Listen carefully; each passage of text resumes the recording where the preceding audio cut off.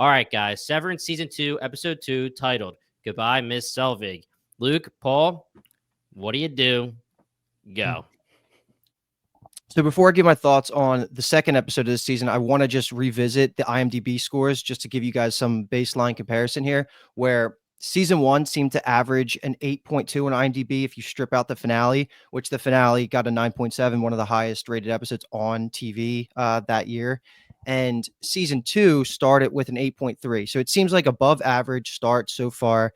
I do think that this second episode was weaker compared to the first episode because naturally we care about the Innie storyline a lot more than what's going on in the outside world. But this was a good episode. I'm happy we got the what got us from A to B for all of the outside world just so quickly. We can kind of just put that behind us, and going forward, everything should just be back to just like a straightforward story here.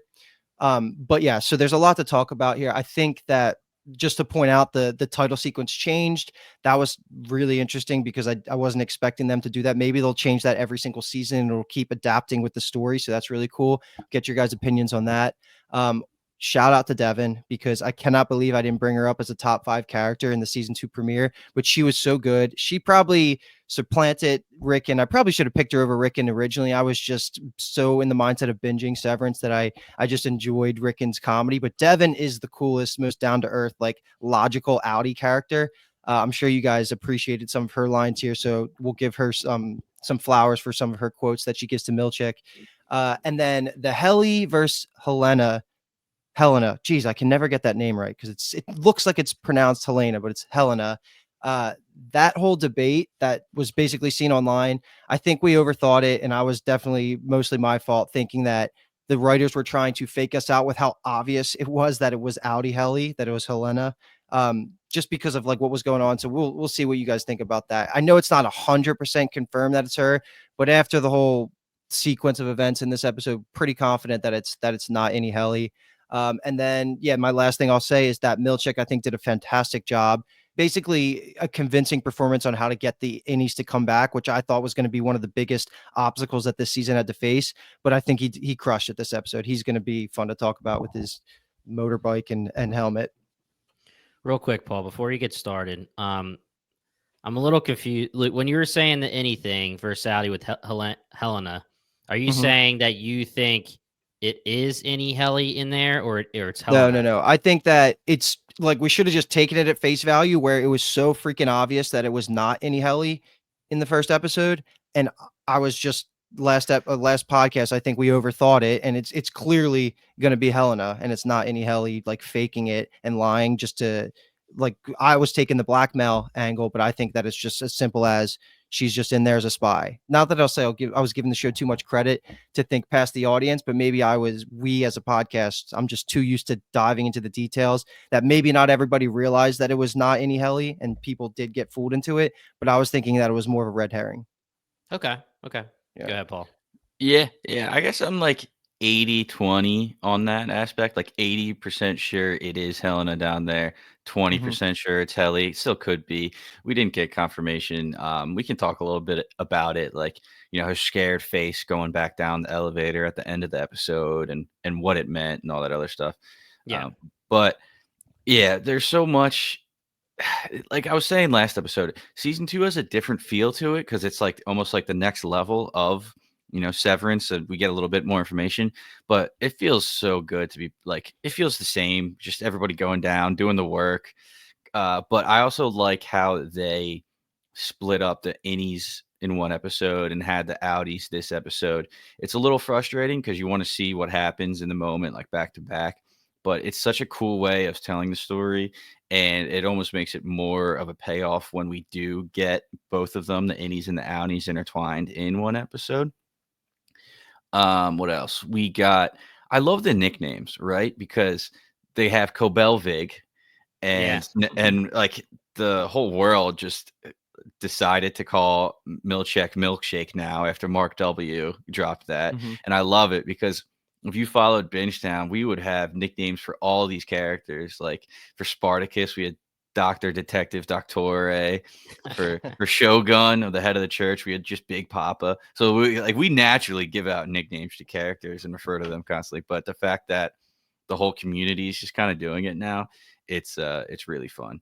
The intro, yeah. Did they like pay somebody? They were like, take shrooms, watch this show, and then just go wild. Like, do Yeah, whatever just you freak out. want. Yeah. Yeah, it's the craziest thing. But it's a lot of fun and it just fits the vibe perfectly. Yeah, I really like where kind of season two's headed. We're getting so much more of Lumen and how it operates. There's still so much to be uncovered, but we're getting little bits of pieces and it's a lot of fun. And I like you said, Luke, I like how they set this up to have them come back. We still don't know exactly, they said 5 months has passed. I don't think it's been 5 months. We can talk about No. that a little bit. But I like how it was convincing and it just you're telling the innies one thing, telling the outies the other, but it works. And Milkshake really has to do a good job of keeping everything on the innie side and the outie side whenever he talks to everybody. What episode did you prefer? I don't know. That's hard. I guess I'll say episode 1 just because it was really good to see all the crew come down the elevator and then like reunite. That was a lot of fun. Yeah, so I really enjoyed this episode as well. There's definitely a lot of things to talk about, certain theories, things about Helena, like you were saying, Luke. Really quick, I don't want to spend too much time on it, but for the intro, I actually have never watched any of the intros for season 1 or season 2 because early on I read that there was hints and not necessarily spoilers, obviously, but hints akin to how we don't like to watch trailers. So people use the intros to make theories, and when I heard that's a thing, I kind of just skip it all the time just because I don't want that, even though maybe they're doing that for you on purpose. So maybe I should watch. Guys, let me know what you think. Anyone who's listening. Can I give you one like little piece that happens in the second title sequence? Yeah. Yeah, there's like a moment where you see Mark standing on like a meadow, like the grazing meadow of where I guess the goats are going to be in this season. Okay. And all you see, it's all claymation-ish. Like it's like animated looking Yeah. weird. I've seen the very beginning before I And all that's around him is like 10 different rolling heads. Half of them are Helly R and half of them are Gemma. So it's like, I think it's supposed to symbolize like in Mark's head, Innie Mark loves Helly and then Outie Mark loves Gemma. So it's like a cool idea. Interesting. Yeah. Guys, let us know. bingetowntv.com/Discord what your thoughts are on trailers, intro sequences. I mean, really, you should be able to watch the intro. So I I think don't you're really, fine. I don't think it'll be yeah. that. It doesn't give too much away. Yeah, so whatever. But otherwise, I really did enjoy this episode. I think I agree. I liked episode 1 a little bit better just because naturally, when you're going down into the severed floor, you feel like that's where you're going to get more of the mystery box, where you're going to get more of your answers. Except, I mean, you could argue it's going to be both sides of this, obviously. The Audi side is going to give us a lot of answers as well, and definitely has. Let's just get started. I have so much to talk about for almost every single character. And I think what we should do for this episode, we talked about it before the podcast, is we're going to break it down into the different characters. And like we said in episode 1, we thought we were going to be doing Audi and Innie buckets, but again, we don't have that for this episode. So we'll keep it a little bit more organized and we'll go with the character buckets. Let's start hot here and we'll go with Mark first, which of course has a lot to talk about. Luke, Paul, whoever wants to start, let's get this party started. And after that, we'll go Irv, Dylan, and then Helena.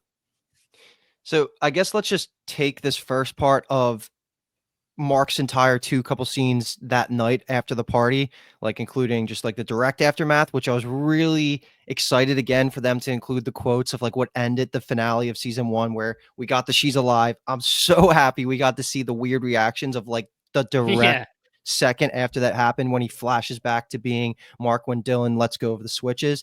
That was freaking awesome. And I already praised her off the top, but Devin is amazing in this whole bucket, like front to back. Yeah. She is the person that should be leading this plot train because every thought she has is a good thought. And then Rickon's just out there, being hilarious. Paul, you already brought up the funny comment there, but everything gets flipped on its head when Milchek shows up to the house. And like, of course, since we're doing this in buckets, like this part of the episode, Milchek's already been given the mission to go and clean up overtime contingency error that happened in season 1. So I guess we could just take it these two scenes because there's so much to break down. But like, I'll throw it over to Paul. What do you want to call out from Milchek showing up, or even before he gets there, just the whole conversation about what she's alive means? I just feel so bad for Devin. Like you were saying, she is like almost our perspective because she saw the innie and the outie, and she's trying to convince Mark's outie that Mark's innie was trying to relay information, but outie Mark doesn't want anything to do with it because that just brings up the pain of Gemma and that whole conversation. So I love her for trying to push Mark to, actually talk about it and try to figure out what was going on. Meanwhile, outie Mark, he's miserable. He doesn't want to do that. He wants to be completely separate. So you're totally right. She's like so easy to root for. Love Devin. Just their brother sister relationship too is just so funny how they like bounce back and forth. What's my name? And he's like Persephone. He's just fucking with her. So she's like, all right, cool. Outie's back. Outie's back. So with Milchek, his license plate matched Mark's in season 1 in the sense that not the numbers, but it just says like there's like a Latin phrase which I couldn't find a translation for, but it brings up the questions. Like it doesn't have a state license plate, Right. like a state name on it. It doesn't have any real information on it besides that Latin. So it's like, And the picture of the face on it, which is, yes, I'm guessing, Kier. yeah, that was Yeah, my it's just a guess. Lumen issued car, probably. Yeah, right. Mhm. Exactly. And it's just like, how far does Lumen go? Like, is this whole town Lumen? And they're actually like, they're not really in the outside world because they don't have any like state references or even like US references on like anything. It's so weird, but they intentionally gave us those license plate shots in season 1 and season 2. So you got to imagine that it's hinting and building towards something. It's tough, like you said, Paul, because when you have Mark, Audi Mark, wake up, you want exactly what we kind of thought was going to happen, where he was going to be like, he was going to look down at the picture, see it was Gemma. Devin was going to say, you said she's alive, and he's going to just be fully all in and be like, holy shit, this is crazy. I need to go back into Lumen and I need to get my girl out, right? But it makes sense if you really think about it, Paul. Like you were saying, he's miserable. You get this a lot more in the restaurant / diner scene, but he doesn't want to face any of this anymore. He's already been dealing with the fact for 2 years that the love of his life is supposedly dead. Why are you going to mess with me right now if I'm him? Like he's saying, why are you going to mess with me and say that there's any possibility that for 2 years I've been miserable thinking my wife is dead? And you're just going to say what? That suddenly this is a magical situation where she's alive and I'm so important to Lumen and to everything that's going on in this world, which apparently he is, but he's not going to think that, right? So it was a little frustrating because you want him to just be fully all in, but you have Devin, like you said, Luke, being one of our favorites, being a little bit, questioning of the whole situation. And obviously she talked to any Mark and she gives the daggers to Milkshake later. She knows what the deal is. And she loved Gemma like Mark loved Gemma. Not obviously the same because, it's not her wife, and we'll get into that scene later. But she's the only one actually thinking here, like, is this something sketchy happening? Could Gemma be alive? And Rickon's hilarious throughout this whole thing just because he's like, is this about me? Like, he always has something to say, and it's, we could do the next book reading later. Like, it cracks me up. Should I But Luke, restart chapter 1? Yeah. Like, I have to think about it. It's like I also love how Rickon adores any Mark. He was like, oh, I met him. He was such a delight. Like, yeah, because he freaking loved Rickon finally. yeah. He was a prophet. Rickon was a prophet in any Mark's eyes. It's so funny. All right, so let me run us through some of the important things that happened with the Milchek sit-down conversation, because let me just say that the baby angle was genius for a way to make it believable that there wouldn't be more questions. Like, they were looking for the baby and she's alive, works perfectly. We didn't even theorize that could have been what people misinterpreted it as, but that's genius. And that really makes this whole entire group of scenes work. But once Milchek shows up, he gives the lay down on the overtime contingency. It happened for 39 minutes. So everybody was flipped. This is going to be where my biggest complaint of the entire episode, and it's not too major, but I'll bring it up in a second. The other things that happen here are just like Milchek scapegoats Cobel, just like he has been doing to any Mark as well, saying that she's gone forever.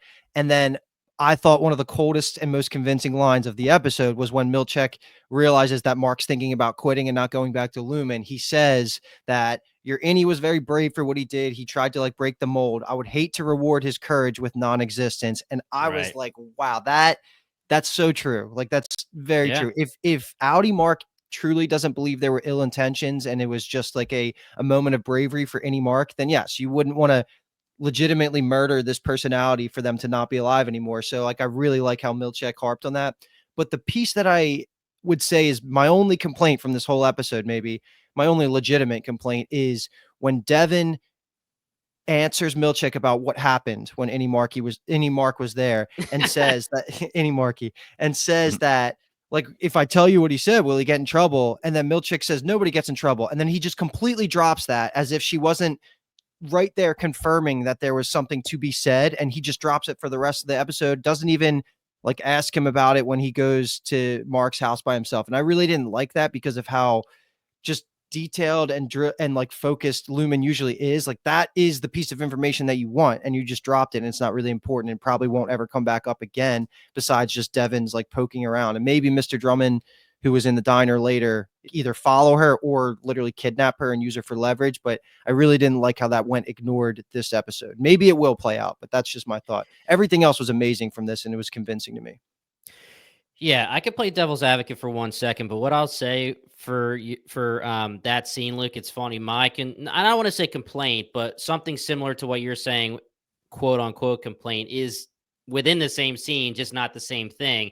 And it's that I know that it's like very raw, very fresh, but I feel like Devin, Rick, and Mark are already was being a little smart about it, but Devin was straight up like, F you, you're torture. She's not saying it out loud, but she's staring daggers. She's alluding to the fact that any Mark told them something bad, right? Mm-hmm. My thoughts would be that you should know, just to be like, nothing happened. He just woke up and I didn't even know he was awake. And then he kind of was acting weird and then blah, blah. Like, you know what I mean? Like, I thought that it would be way smarter not to allude to anything.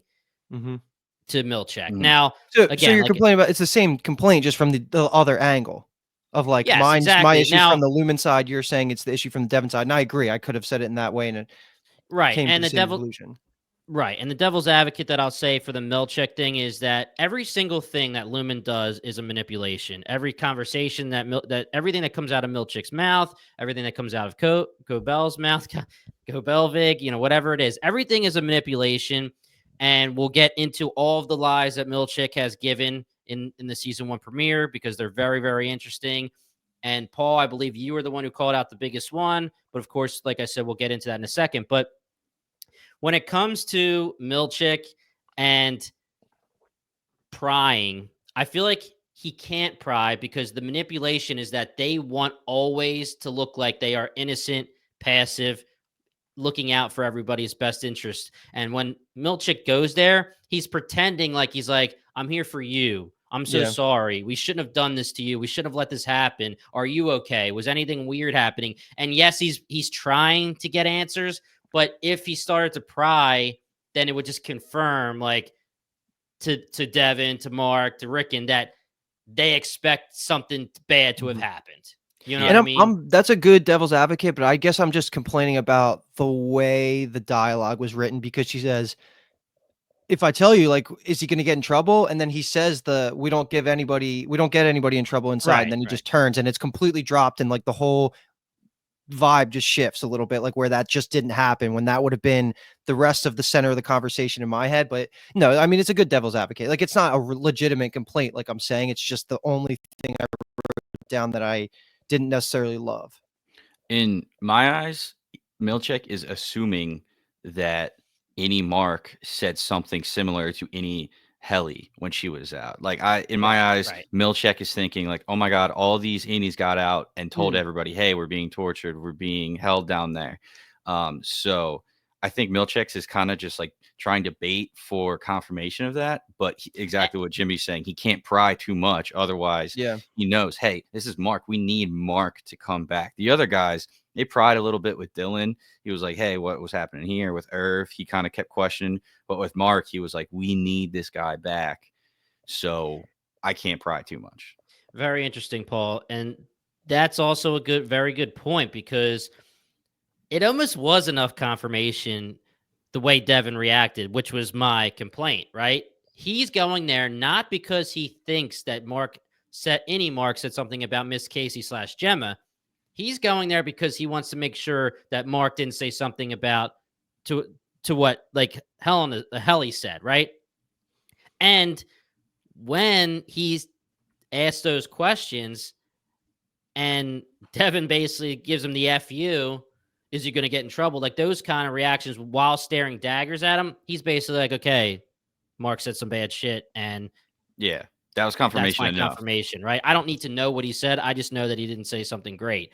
And I feel like we can take it as confirmation that they didn't expect the Gemma / Miss Casey topic, because Miss Cobel / Selvig, when Mark brings up Miss Casey / Gemma at the very end of the episode, she is fully taken off guard that he had something to say when it came to Gemma. Because again, I feel like everybody was assuming that it was just a mutiny in a way where it's like, downstairs sucks. When we're severed, we're getting tortured pretty much. They control us. They manipulate us. This is awful. Like, they had no idea that there was any kind of questions about Miss Casey. So, yeah, I think that was a really good point to bring up, Paul. Yeah, now the last thing I want to say, and this is a running theme throughout the entire episode, is Milch with his leather jacket, man. Fresh. It looks good. Super fresh. The whole getup just fits with his vibe of just being eccentric. He always continues to surprise me, and I'm always smiling every time he does when he throws that helmet on. I think was it Rick Yeah. that complimented him? Yeah, Yeah. It's like, I like the helmet. That's a beautiful helmet. Yeah. So might as well ask it real quick.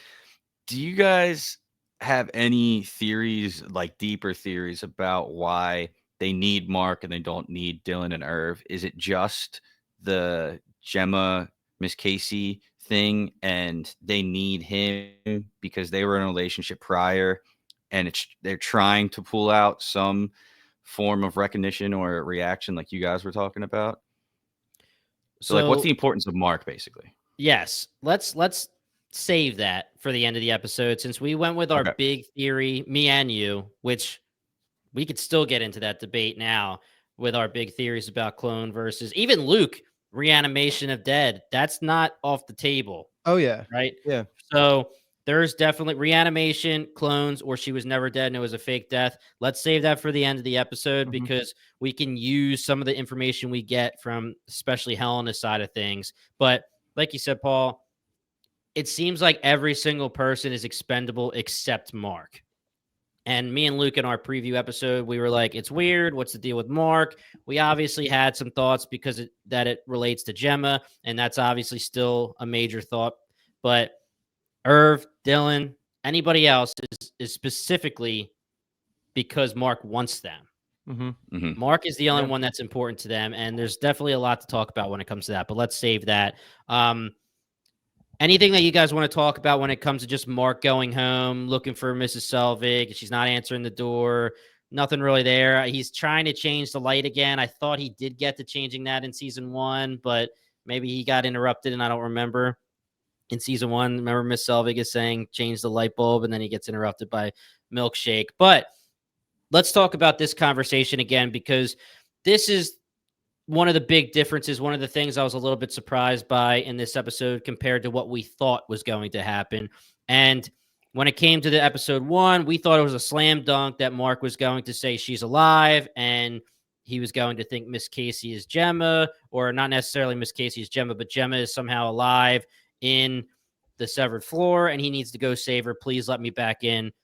I want to go back to work, right? But instead, it's all up for interpretation. It's all up for questioning. Mark may understand what Devin's trying to say, but he's fully against it because he's been dealing with so much pain. He doesn't even want to think about it. So he's actually thinking about quitting in this scenario, right? And one of the big lies that Milkshake gives to Mark's in episode 1 was your outie was begging to come back, which is obviously the opposite. Mr. Milkshake has to come in with a pineapple, baby. Let's see some dunking for pineapples ASAP. Back to Mr. Milkshake here. He visits Mark and he's saying, I heard you're not going to come back. I want to have a follow-up conversation. And obviously he brings up some of the minute things in Mark's head, which is the pay bump, which of course will take the pay bump.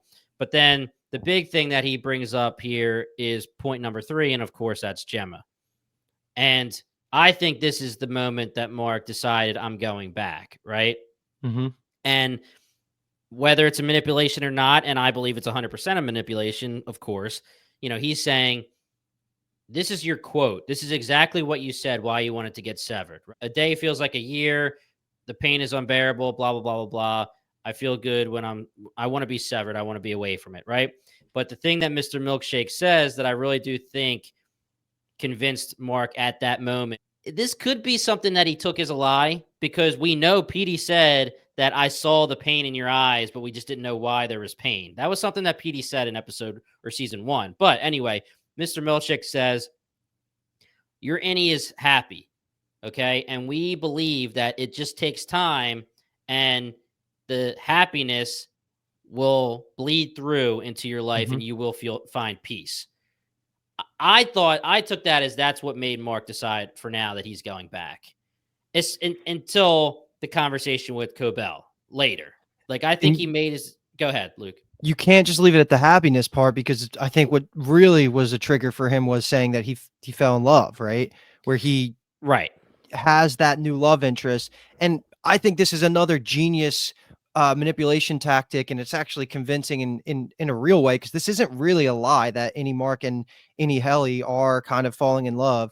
It's so smart to play on this angle, and it actually kind of makes sense. Like, if you're spending your severed 9 hours, 8 hours a day in pure happiness, like with somebody you love, like that will affect your brain chemistry, and it will make you a better person as a whole. So like, that's kind of true, even though that's like a manipulation tactic still by Lumen. So I really thought, like, with the part 1 of the dinner scene, given that line about how don't reward any Mark's courage with death, mixed with him being happy and in love, and it's going to impact your life in a positive way, I think it all works. Like, I'm shocked, because we were so on team Mark's going to want to go in there and get Miss Casey back, but we couldn't have been more far off, right? Like, that had nothing really to do with it. I guess it did a little bit here, but I loved how this all came together, because Mark getting convinced back in an organic way that made sense to me was so important, and I think they did it. They had 3 years to figure that shit out. They better. Yeah, true. Nice job, Ben Stiller. But the best thing, too, about it is that to people like us, to people like Mark, someone who's not learned in the severed situation, the severed scenarios, how everything works, this makes sense. Just like you said, Luke, if you are happy for 8 hours and maybe you're in love and all this, you would think that it would bleed through. But I'm pretty positive that Lumen expects no way for it to bleed through. That's what they want. They want a purely right down the middle. Yeah.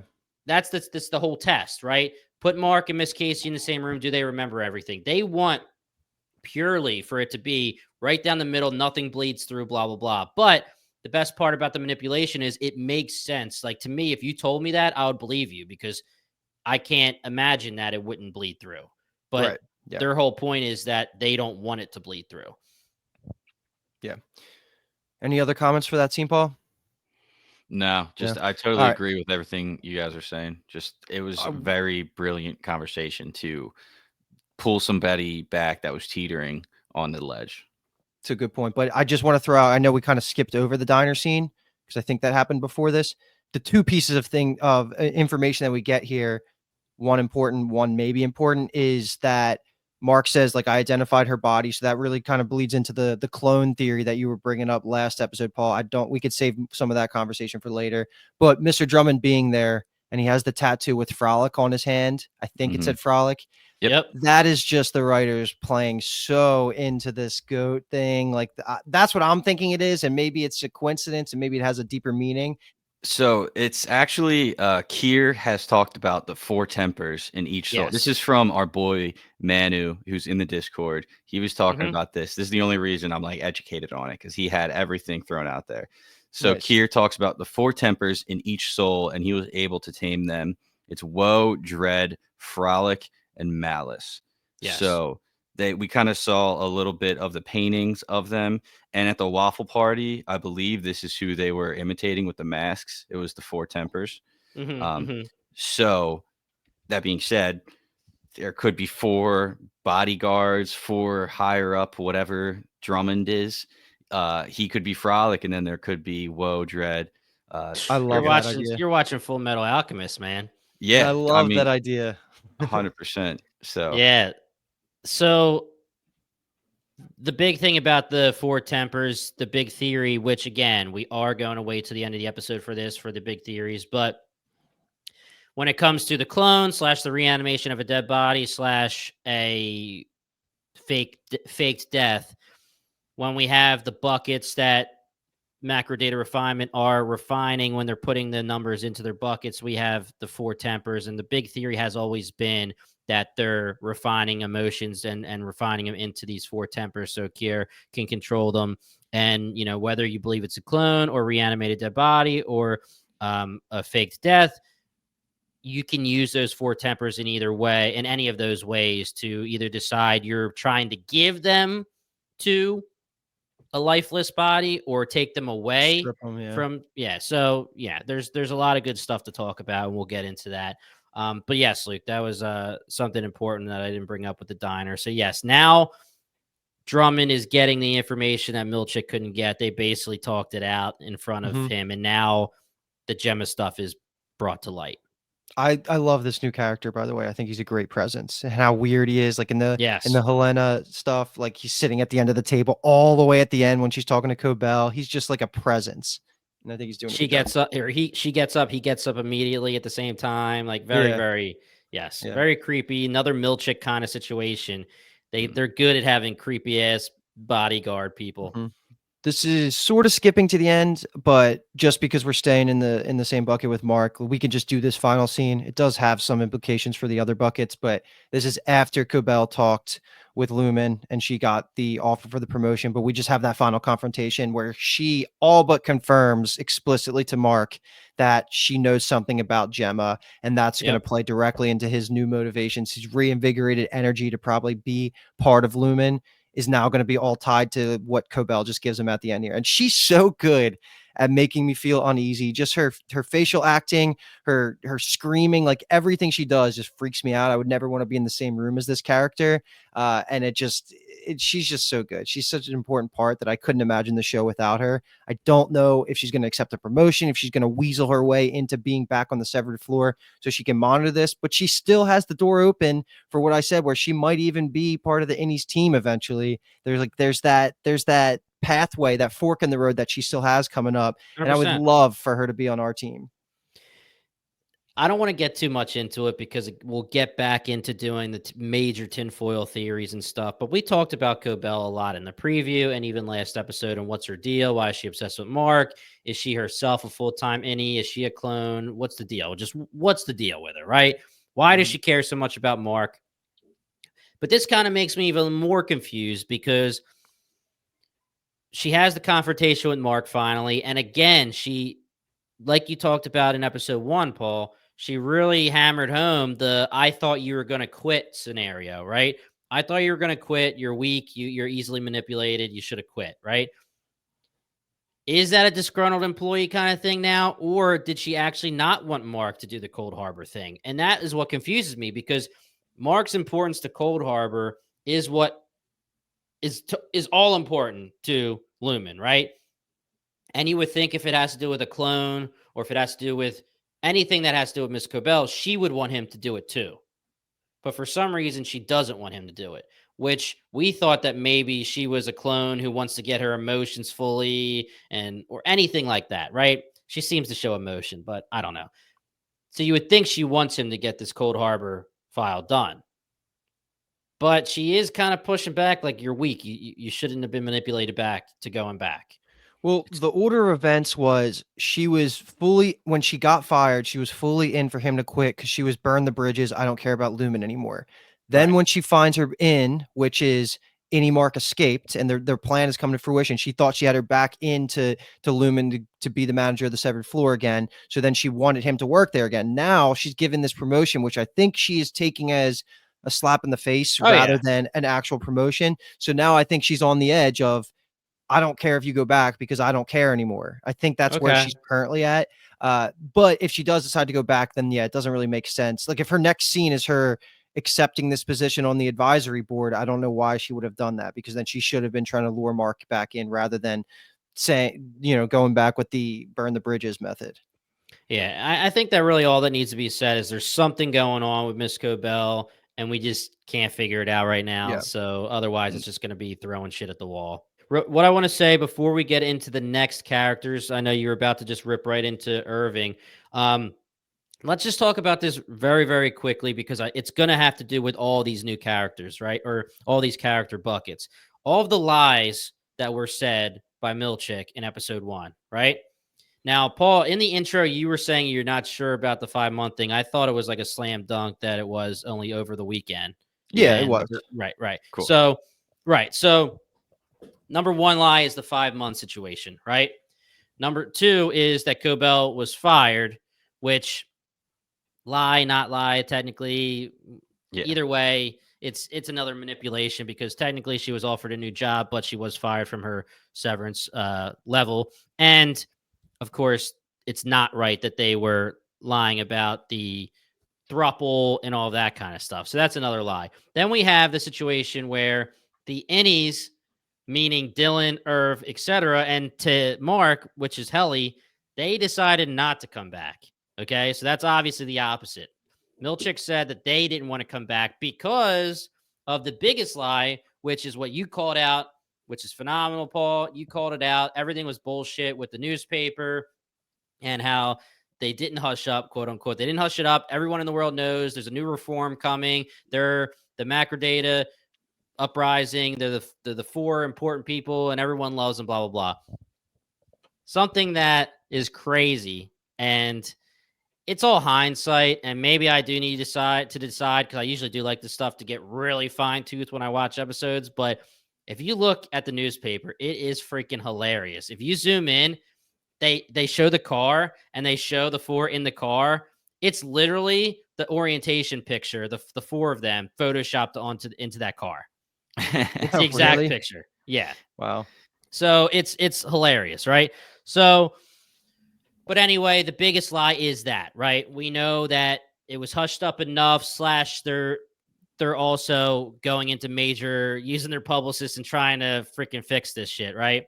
Again, I want to reiterate the Kier Chronicle. I don't know why they black certain things out, but it's all controlled by Lumen, right? The Photoshop picture, Kier Chronicle, the Severance reforms, all BS. The Cobel fixation, all BS.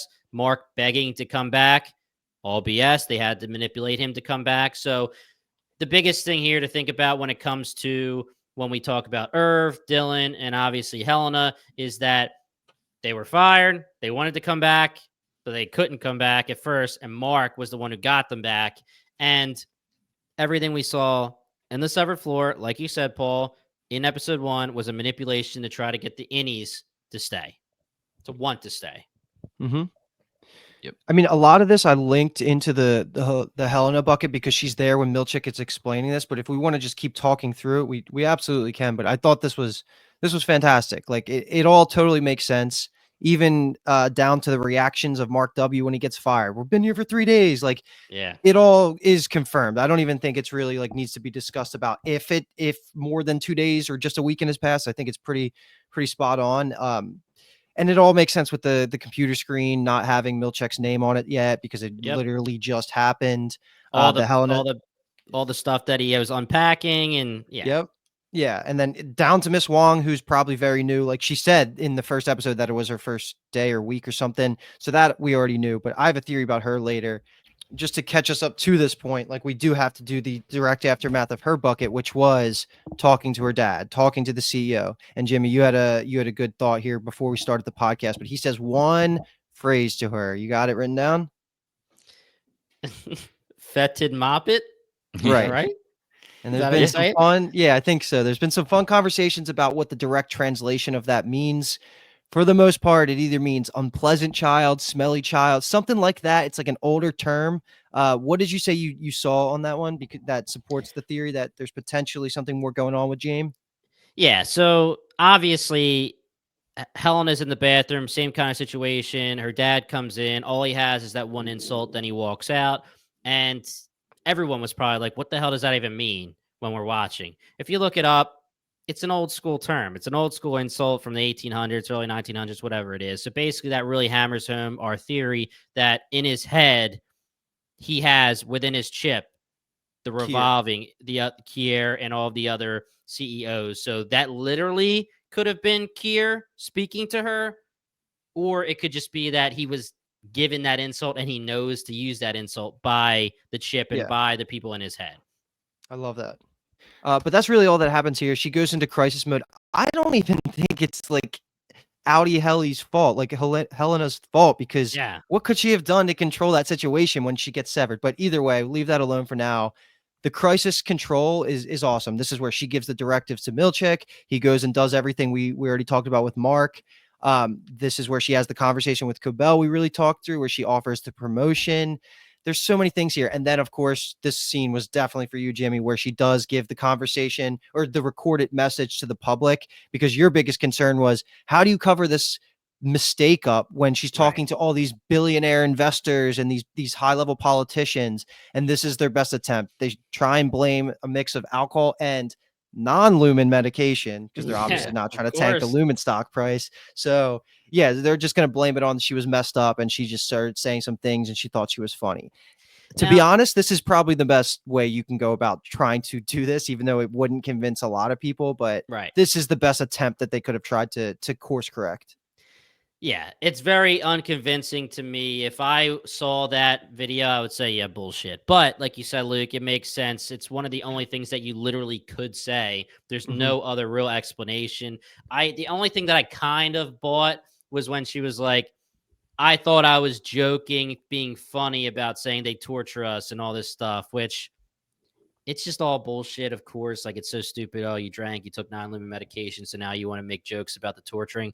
It is what it is, but I do think that it's the best they could do, and it's just another one of those things where they're satiring the fact that this is a billion-trillion-dollar company, and they can say whatever they want and try to hush up the most of it and use their publicists to get rid of most of it, and they're going to survive, right? They're going to most likely be okay, and it seems like they are, and they're using Milch for damage control for the other innies / Audis. And the only thing that I want to say is Mark was the only one where we actually got his direct aftermath. I wanted to see Helena on stage and be like, oh, shit, what just happened, right? Because Mark's was so jarring and it was perfectly done, where he wakes up and he is so confused, right? He's like, I mean, you would never think that the overtime contingency would happen because you don't even know it exists. So you'd be like, do I just freaking take like 5 shots in a row and I'm freaking hammered ass drunk? Or like, you have no idea what to think, right? So greatly acted by Adam Scott. And I would have loved to see Helena on stage after saying all of that and everyone losing their shit and her just be like, oh God, what just happened? Yeah. I have a feeling that we might get Irv's direct aftermath in a later episode. It might be next episode. We'll kind of get just talk about him a little bit when we cover the end of the episode. But this scene when Helena walks in and she's at the long table and they're discussing what to do. Milch's talking about how he brought in an employee from overseas and 2 from 5X. What does 5X mean? Because Drummond is like, really? Like, you did that? That's weird. Seems like they're trying to say bottom of the barrel kind of stuff, because it seemed, well, to me, I took it like he was saying it was like shitty employees, but I don't know. It could just be weird. Like, why'd you take it? Yeah. It could be weird, but as we learned from the first episode of season 2, their branch, meaning 5X, Mark W, and forgive me, I forget her name already. They were from a newer branch. They referred to where Mark works at as an older one. So 5X, does that mean they're trying to do Cold Harbor at 5 times the speed and seeing if they can like bump the efficiency up or whatever it is? And that was another little reference we got here. Helena was like, I don't care, whatever, bring in whoever, just as long as we have Mark here to complete Cold Harbor. So it keeps bringing that up, that plan, that whole file, and yeah, we'll discuss Part of it me later. Got the vibe that maybe 5X was like a failed Lumen site that had like an issue with the Severance, and maybe like they had to shut it all down, and part of the people that they had severed, they put on ice or something. They're like, we had to bring in some people from 5X. Could be either way. I think there's going to be more there because that was just too in your face, like 5X. Like if they just said Albuquerque or like a random spot, I wouldn't have even questioned it, but they're calling it 5X seems a little weird. Yeah. Mhm. No thoughts. I think you guys both have points there. But Helena, we'll obviously go through the rest of what she's done, but I do want to talk about really quickly, Luke, when she goes back in, there's something that is kind of telling to me that people were noticing as well. And I want to see if you guys notice / if you think it matters. The first thing that I want to bring up though, is how freaking awesome Severance is in general, the TV show, because 45 minutes into this recording. Yeah, this show is awesome because people online, I don't know if you saw this, people online took episode 1, from the moment where Mark opens the elevator and he's freaking out and he's trying to look for Helly or he's trying to see what's going on, and then the door opens and then there's Dylan, and then there's more time that goes by and the door opens and then there's Irv, and then more time goes by and the door opens and it's Helly. It matches up perfectly. Oh yeah. You put them side by side and it matches up perfectly with them actually the Audis going through the whole scenario, going up the elevator or going down the elevator, I'm sorry, and doing the entire thing with the security guard. It matches up perfectly. So that's just unbelievable to me. Major points for them. But the thing that I wanted to bring up specifically was we see Mark, we see Irv, we see Dylan. They all go through the elevators. We see everything that happens with, they take the key card, they switch the key card, they get the wand, and then they go up to the elevator door, they swipe their card, the light goes off, it beeps, then they get in the elevator, the beep happens, and then for all three of them, meaning Mark, Irv, and Dylan, when the beep happens, that's kind of like the cue for the whirl, and then they switch back to their innies, right? Helena, she switches her card, she gets the wand, she swipes her key card on the elevator. The first beep goes, she gets in, and then she goes down, no beep. The directing is different, right? It's shown in a way where the three of them look exactly the same, how they're going into the elevator, and then hers is a little bit different. So you could just play it off like it's just filmed differently. But is it another point to the fact that it literally is just Helena and her Yes. severed chip is not going off? Yes. I saw the same thing online, and yes, like it will be mind blowing to me if they can convince me that it's any Helly at this point. Like I am completely on the other side of the spectrum from last episode. Again, my fault for leaning too into the idea that I was thinking they were trying to red herring us in episode 1, but this is Helena. Like I think everything points to it. And including some of the conversations that happened earlier. This might be a red herring attempt is when Drummond says they're going to give any Mark everything he wants, including Helly R. They look at her, and this all happens right after her scene, which I think we should just talk about right now because it'll lend itself to this conversation, is her watching the videos. She basically caught up on Severance season 1, right? Like she just watched it on tape. And just she got to see everything. And I was putting a lot of weight into this moment when she's watching this tape and she sees Mark and Helly kiss in the trailer. They give this away. I was thinking that Helena was going to use this as blackmail to convince any Helly to go in and play nice. But instead, a whole reversal flip. And I actually love this new direction. It seems like the general consensus online and everybody I talked to, including I watched it for the 3rd time yesterday with Dave, he thinks, and I think too, is that she is almost jealous of the level of freedom and the level of just happiness that Innie Helly's achieving at just being a random little Innie with a small life compared to her, who's like an heiress to a Fortune 500 company where she's like soulless and she doesn't have this type of connection and freedom. So it all makes even more sense that she would want to go in and experience that herself. And then you can link that to everything she said that was triggering yellow flags to any Mark in episode 1 about we don't know them anything. Like she's freaking out about the difference between the innies and the outies. Like a lot of things line up a little bit more now that we have this perspective of what she saw on the camera, how she reacted. She replayed it. She was obsessed with it. I think everything is just pointing to Helena wanting to get a piece of that happiness in life for herself. Did you take it in any other way? Or are you guys in there? Are you agreement? Well, did not think of that, but I love that because she's basically been an innie her whole life is what you're saying. She's been born into this role and she has to fulfill it. And I was trying to figure out why she was reacting. I was like, does she have a love interest outside of work? And so she sees her innie kissing somebody else, and that's just jarring for her. But I don't think she would react like that. I think the way she was rewinding it and like lean closer to the screen, it almost does seem like she was jealous. So Jealous? I Yeah. really, really Yeah. like that. That makes sense. Cool. Yeah, and if anybody understands the difference between innie versus outie, it would be Helena. Meaning, if she did have a love interest or a husband, even, which I don't think she does outside in this outside world, she would understand that. Who cares if she has any love interest? But like you're saying, like I do think it's very telling that she was looking jealous, but also she's studying, right? She needs to know exactly what Helly is doing down there. She needs to know how to act. I was taking so many of these things as you could go either way, but I am back on the Helena train here. I was taking almost everything as I could be a devil's advocate. Like when she was freaking out about outies versus innies, it could be Helena saying innies don't matter. It could be Helly saying innies do matter. Outies suck. My Yeah. outie sucks. Like there's so many of those things, but a lot of the things, or one of the big things too, that everyone wanted to talk about was the fact that she didn't know how to turn the computer on and that kind of stuff. So yes, I'm on the Helena train for now. I'm not going to say like 100%, but I'm pretty much there. Yeah. And yeah. you guys talked about it. She goes in episode 1 of season 2. She's like, "Where's the camera?" I think that was Audi Helly leaning in to the lie that Milchek just told them all. Because Milchek, right after Yeah. that scene where they all come down, he's like, "We got rid of all the cameras, all the recordings. Like you're completely free now."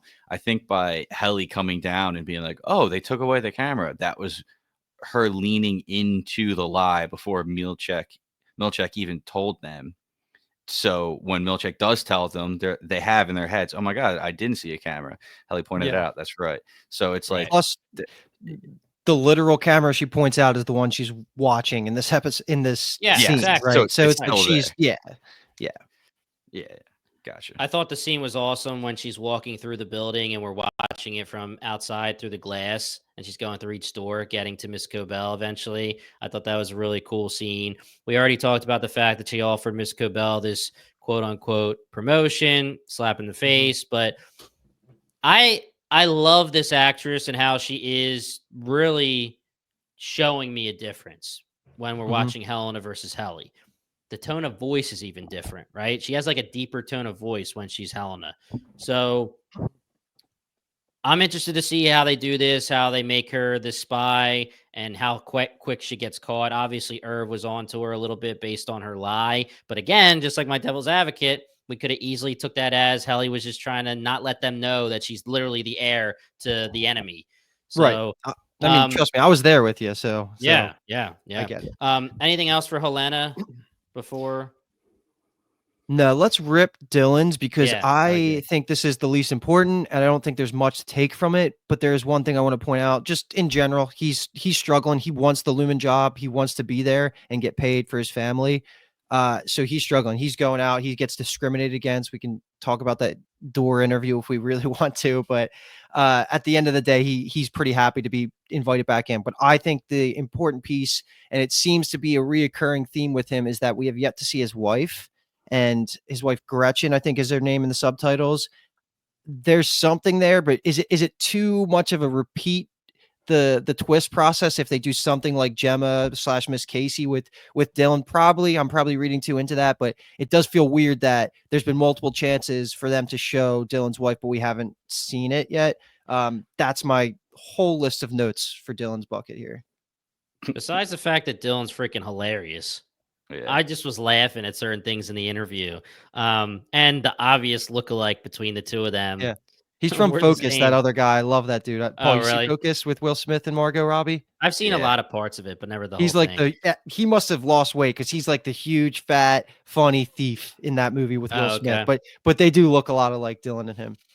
Yeah. So when you're asking about his wife, there's the obvious thing is Miss Casey and Gemma, but there's also Miss Cobel, which was was the reveal in season 1 where it's somebody in your life also works for Lumen. Mm-hmm. I don't know, but I do want to talk about this very, very quickly.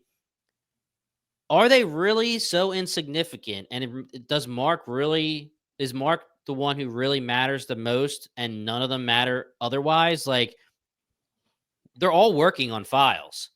Are they Mm-hmm. all dummy files except for Mark's? Is it all a scenario just to get Mark to be working on something while they are doing nothing?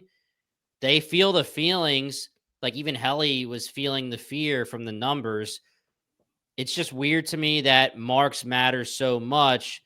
We were saying Mark, Cold Harbor equals Gemma. We're almost there. We will talk about it in a couple minutes. But what does any of the other files mean for Helly, for Dylan? Dylan's the one who gets the most shit done. You would think they want him back, right? Yeah. So if they're really that insignificant, it kind of I don't like it is what it is. I don't really like it that much either, but it would be interesting again. I don't know that I would care. Like, I wouldn't be like, oh, cliche, you're doing it to me a third time if his wife is somebody important. But I don't know who it would be that we've met so far. It could just be that it's somebody higher up. No, I don't know. It couldn't be somebody higher up because I don't know. I really don't know. And I don't want to get Natalie, too tinfoiled maybe? on I it. don't know. That would be crazy. You think she's severed? Oh, we don't have to talk about this, but Yeah. it would be funny because I don't know. She's Is she too interesting. young? Yeah, is she too Yeah, I young? think I she don't. she probably is too young and too involved. Plus, the voice didn't sound like, Right. not that Right. I know her voice too well, but the Gretchen voice sounded a little different. But Yeah. are we good on Dylan? Do we want to just Yeah. go right into Irving? Because this one's going to be also super quick conversation, but I think there's an interesting piece here where I think that Audi Irving is almost just playing dumb and ignorant again when Milchick shows up. Like, he's like, "Oh, what did I do in there?" Like, Oh he yeah. wants to keep working there, Oh and yeah. I'm still in the theory that he's trying to be on the inside man, like trying to get information, and that obviously lines up with when later in the episode, after getting fired, he goes into the payphone, calls somebody, doesn't answer, says, "My got the message." There, my two natural thoughts. The first one, which I'm putting more weight on, is it's Ragabi, like, and it's part of Petey's like organization of the rebellion, which Yep. that is the coolest answer. The other one, which I thought was possible but didn't really line up with, was he calling Audi Bert in some level, but then Bert was watching him do this? Was that any Bert that was watching him that was trying to track him down in the same way any Bert was trying to track down, or any Irving was trying to track down Bert? There's a lot going on here. This is why I think we're going to get Irv's instantaneous uh the scene right after Audi Irv comes to at Bert's door Yep. is because we need to see what interaction they had. Why is Bert following him? Was it just a crazy dude banging on his door, and then the next few days he's just curious and wants to see what was happening, or did he know something because, like you said, he had suspicions because he worked at Lumen, and is he in on the whatever secret mission that Irv is on too? So Yeah. really interesting. I love Irv. Exactly what you said too. I love how his Audi feigned ignorance right there. He was like, "Oh boy, what did I eat?" What and did all I that other. eat? Yeah. So And that is a he's true concern you would have. You're like, did I? Yeah. Yeah. Did I he's eat some smart. bad sushi down there from Giant or something? Mhm. So my immediate thought was Ragabi, and this kind of answers our question that we brought up when it came to why does Irv know what the testing elevator and hallway looks like, right? And we are trying to figure out a way to make it seem that he worked there before, right? And you were hitting me pretty well, Luke, with the devil's advocate when you were saying, why would he want to unsever or sever and try to infiltrate as an innie instead of just infiltrate as Milchick's job and blah, blah, blah, blah, blah. Well, we know Ragabi worked at Severance. Mhm. And my theory was that Irv worked at Severance as Milchick and he was disgruntled, or not necessarily disgruntled. He just realized that it was inhumane what they were doing. He eventually learns that he's against everything that Lumen stands for and he leaves. Well, we know that Ragabi pretty much did that. So let's just say Ragabi is the one who is doing the surgeries, putting the chips in. She decides, like she said, that she is against what Lumen does. Now she's part of the rebellion against Lumen. And she told Irv what to draw. She says, try this. Paint this That's true. hallway. Paint exactly what I tell you to paint. If she's the one doing the surgeries with the chips, it would make sense that she's going to the testing floors, right? So maybe that's why he knows what the hallway looks like. And maybe he didn't necessarily work there. And that burns part of my theory, but the Ragabi theory helps it out. So, and question for you though, is the message, so in that scenario, was the message just having Irving see the painting and see the testing door? Or what I was like reading into it a little bit more was potentially like the whole idea with him taking coffee all the time, him being obsessive with this painting, was to eventually have the two personalities merge or at least cross over. And that's potentially why that Audi Irving had the key to the chest on him at all times, hoping that this would eventually happen. And maybe the message was opening the chest and seeing everything in there. It could have been either or maybe both. I just don't know what he meant by the message. I took it as the message is anything that makes the innie want to do the overtime contingency, right?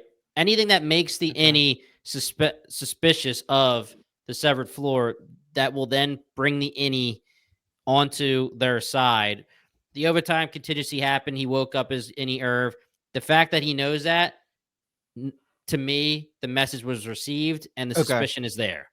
Or it could have even been the map that said the Bert thing, because he was holding that at the beginning of the episode, and the message could have been go to Bert.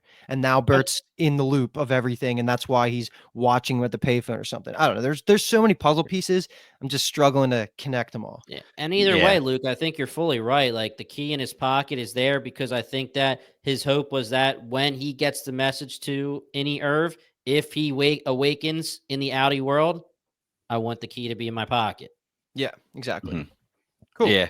Just what you guys were saying, maybe the message was just letting innie Irv know that Audi Irv was investigating Lumen. He wanted innie Irv not to just go back to and work like normal. He wanted him to know that something fishy is happening, which message received. Yeah. Yeah.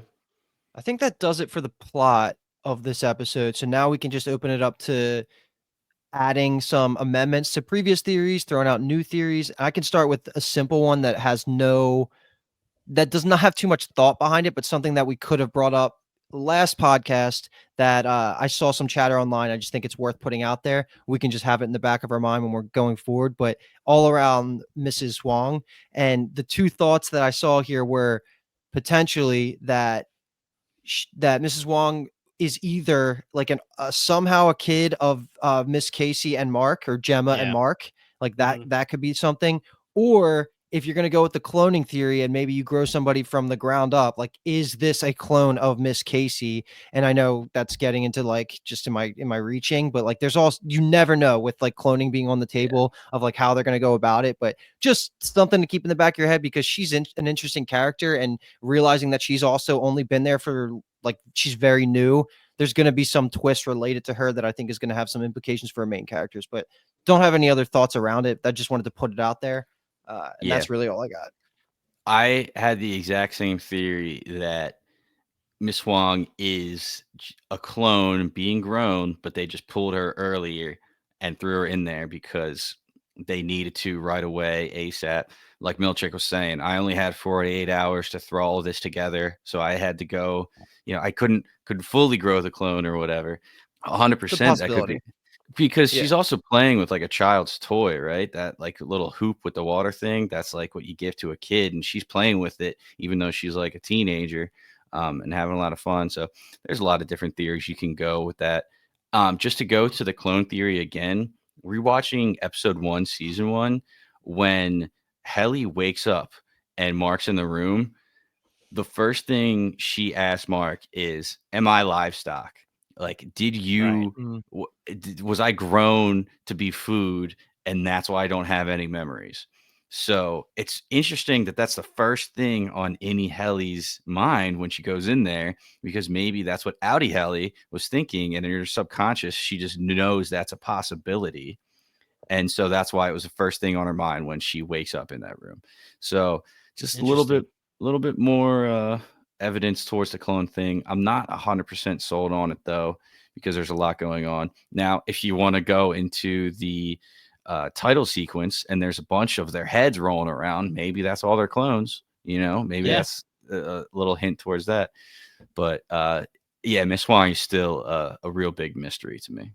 Paul, you blew my mind last episode when it came to why the clone thing would be a good theory for the overarching theme of the entire show. And obviously, I'm still stuck on my theory, too, that they faked her death and that they're trying to remove her emotions, etc., to make her basically a robot. If you want to talk it out, I still can go either way 50-50 because you see Helena and everyone else in Lumen basically saying how important Cold Harbor is, right? And we know that that directly relates to Gemma. Okay. If it has to do with her having her death faked and they are trying to basically turn her into a robot, remove all of her emotions, etc., that could be very, very important to Lumen because their eventual goal is to have robot employees, basically, right? They have people that they can control. Everyone who gets the chip is now controlled by Lumen. They will be mindless robots that can basically be told exactly what to do. That could be their end goal. But then if we take their end goal being more selfish, and the other thing is very selfish as well, but I mean more selfish for the CEOs, and go to the clone theory where they just want to make sure that they have eternal life. So when Jamie Egan dies, he wants a clone for him to exist so that he can move his chip over. He wants to be able to feel the feelings that a real person feels. He doesn't want to be a robot. He wants to be a person. He wants to have eternal life. All of the past CEOs want to have eternal life. Either one could arguably be the most important thing to them. So that isn't anything that has given me any sway yet. That's just amazing because they're complete opposites, but they both make sense. Like you're saying, like when they're looking at this computer, are they stripping the emotions? Or are they literally sorting the emotions so you can separate the two people? And that's just a genius way of writing for them to both make sense. And they absolutely do at this point. So yeah, you're right. Like, is it more about the immortality Westworld takeover, or is it more about making soldiers that will do whatever you want? And both are worthy of 5 seasons of TV at the highest level. So like at the end of the day, I would be happy with either way, but it's good for us to kind of just revisit both of those theories going forward, at least every other podcast, if we don't get new information each time, because those to me feel like the answer to this show. Just to continue with our boy Manu in Discord, he even laid out the 4 tempers, woe, dread, frolic, and malice. We see those 4 on the bottom of Miss Casey's file, and it directly correlates to what Mark is working on his computer. So obviously the 4 tempers kind of correlate to the feelings that they feel when they're looking at these numbers. And like you said, it could go either way, up or down, but it's frustrating because we have so many pieces that we know are connected, but we can't see the big picture of the puzzle yet. So fun to try and figure this out. And the last thing that I'll say when it comes to either theory, we have the scene in the diner, and we actually did not talk about this, which I did want to talk about, and that was Mark talking to Devin, freaking out, basically saying, like, I was affected. Okay, you weren't affected. You might be sad. If Frickin' died, I would be sad. I wouldn't be affected. I was like, damn, that's a little harsh, bro. But the point of what I was trying to say is that he says she was all burned up. I identified the body. Right? Well, a lot of people are taking that as, well, he identified the body. We know the deal. We've seen it a million times. Stranger Things, etc. Like, if you're going to tell me she's burned up, not how do you believing identify it, the body, right? So I don't care. That because I've seen articles since episode 2 where people were just like, she's a clone. And then other people were like, they faked her death. Like, assuming that they're right. Not even saying it's one or the other. It is this. They're saying in the article, like, this episode confirmed that she is a clone. You know, no way, right? But yeah, the last thing when it comes to these theories is I just need to know what are Irv, Dylan, and Helly are working on? What are the other departments in macro data refinement working on? You know, there's the big argument that Mark needs to be the one that works on Cold Harbor because it directly associates with Gemma, and the husband of Gemma, he would understand her feelings and he could feel them. Well, Okay, so are the other files dummy files, or are even Helly R / Dylan / Irv, are they working on direct relatives, as people that are associated with them? No one. I that's something and obviously we're talking about season 2, episode 2. There's plenty of time, and they're going to answer the question, but that's just something that I want to know. Mm-hmm. Yeah, big question. My last thing was season 2, episode 1. We did not theorize about the man in the corridor that we saw Yeah. right in the beginning when Mark runs around. He goes to Miss Casey's and then he goes to MDR. So a few different theories. I mean, just there's almost no evidence. It's just guessing. It could have been Drummond. Just kind of keeping eyes on him. He was wearing a suit and he didn't look as big as Drummond, so you don't want to say that. You think of Grainer from season 1. Do we have a replacement of him? If we Clone do, could be a clone. I was just going to say, if we do see it and it Yeah. is Grainer, leans into the clone thing a little bit. Definitely. And this is just super like Twilight Zone mind bendy shit.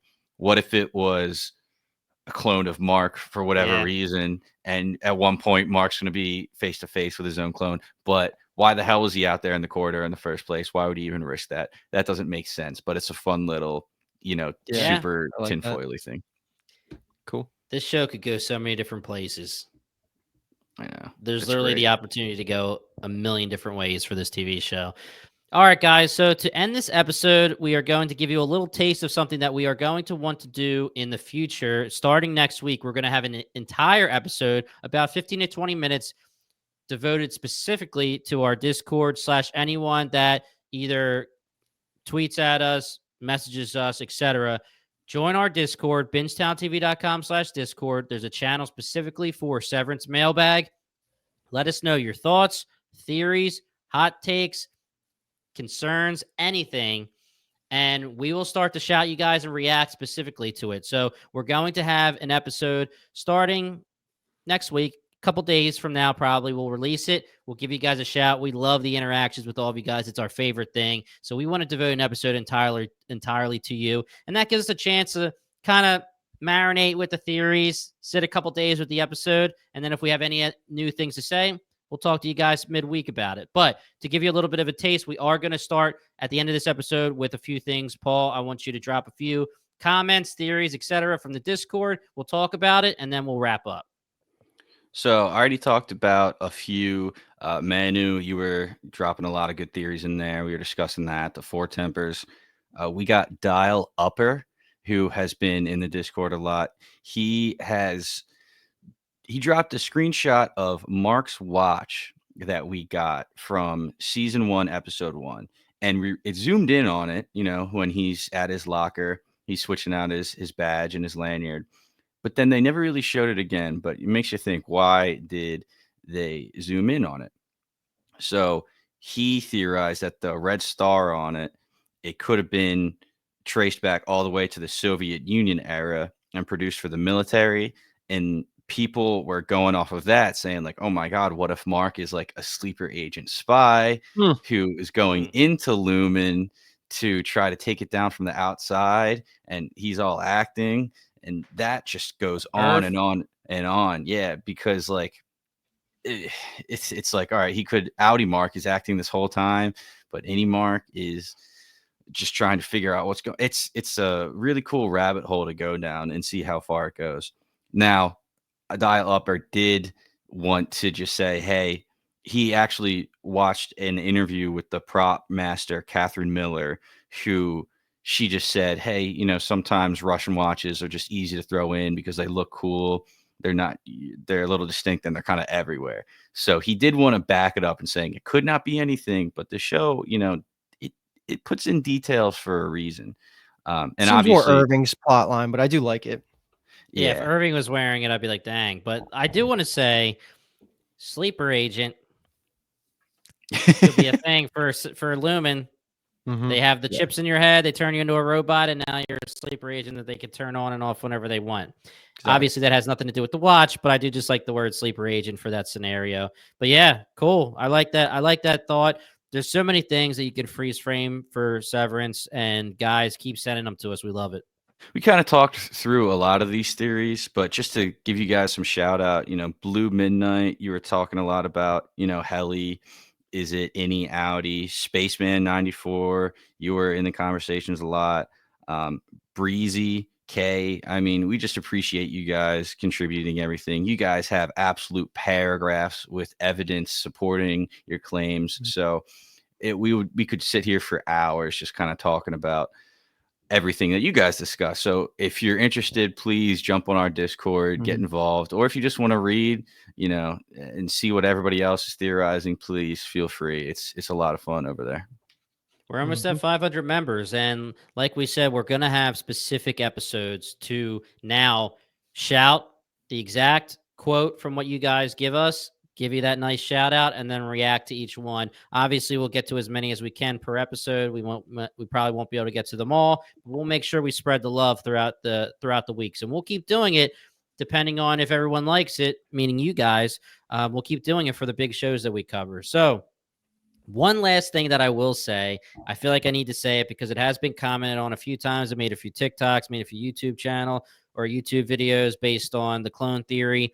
And there has been interviews where the cast / Adam Scott, people have said like, oh, it's not clones, right? Well, does that mean something to you? I don't know, but it is weird that has been brought up to them. Oh, is Miss Gemma or is Miss Casey a clone? Is Gemma cloned? And they have responded to it. So I don't know. And liars.